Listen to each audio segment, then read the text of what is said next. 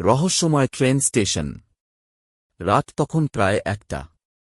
অভিজিৎ কাজ শেষে শেষ ট্রেন ধরতে স্টেশনে এল। স্টেশনটা ছিল অদ্ভুতভাবে ফাঁকা, আশেপাশে কেউ নেই। চারদিকে একটা ধোঁয়াটে কুয়াশা জমে আছে, আর বাতাসে একটা গা ছমছমে অনুভূতি। তিনি বসে অপেক্ষা করছিলেন, হঠাৎ মাইকে ঘোষণা হল, মৃত্যুপুর এক্সপ্রেস কিছুক্ষণের মধ্যে প্ল্যাটফর্মে প্রবেশ করবে। যাত্রীরা প্রস্তুত হন। অভিজিৎ চমকে উঠলেন।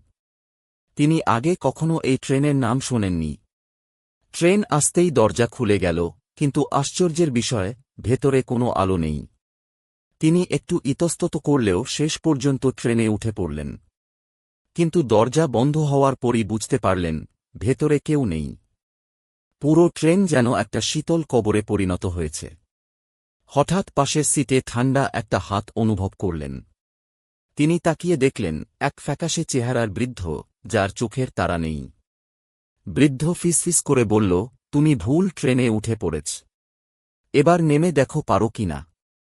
অভিজিৎ আতঙ্কে দরজার কাছে ছুটলেন, কিন্তু দরজাগুলো তালাবদ্ধ। জানালার বাইরে তাকিয়ে তিনি দেখতে পেলেন, স্টেশনগুলো অদ্ভুতভাবে বদলে যাচ্ছে, সবগুলোই পুরনো, ধ্বংসপ্রাপ্ত, আর প্ল্যাটফর্মে দাঁড়িয়ে থাকা যাত্রীরা সবাই কঙ্কালসার। মাইকে আবার ঘোষণা শোনা গেল, পরবর্তী স্টেশন মৃত্যুপুর। প্রস্তুত হন। অভিজিৎ চিৎকার করতে করতে দরজায় ধাক্কা মারলেন, কিন্তু কিছুই হল না। ট্রেন তার গন্তব্যের দিকে ছুটে চলল, যেখানে কেউ একবার গেলে আর ফিরে আসে না।